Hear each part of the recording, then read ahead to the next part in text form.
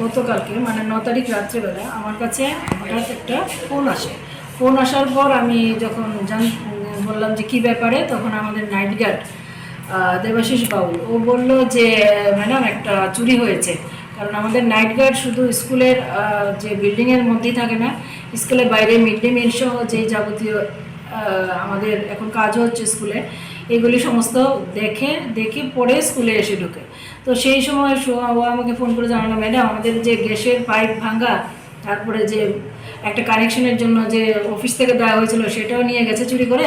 একটা চুরি হয়েছে এখানে স্কুলে, রাত্রিবেলার ঘটনা, এটা 9টা নাগাদ এরকম চুরি হয়েছে।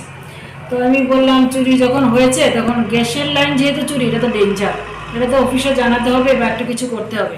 তখন ও বললো যে ম্যাডাম যে চুরি করেছে সে পাইপ লাইনটাকে মাটি ঢিপি দিয়ে চলে গেছে। মাটি ঢিপি থাকার দরুন আমি কোনো জানি না, এই জন্য কিনা আমি কোনো গ্যাসের গন্ধ পাচ্ছি না। তো গ্যাসের গন্ধ যখন পাচ্ছে না তখন আমি নর্মালি আমাদের একজন স্যারকে ফোন করলাম, তারপরে আমাদের মিড ডে মিল যে চালায় তাকে ফোন করলাম।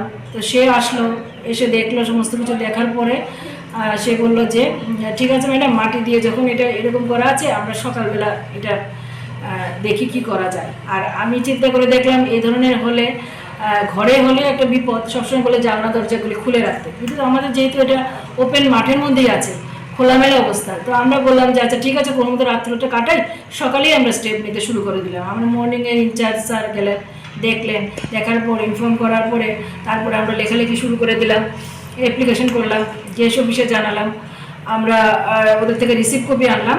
ওরাও এখনো পর্যন্ত আসেনি, ওরা বলেছে, কথা দিয়েছে যে এসে এটা ঠিকঠাক করবে।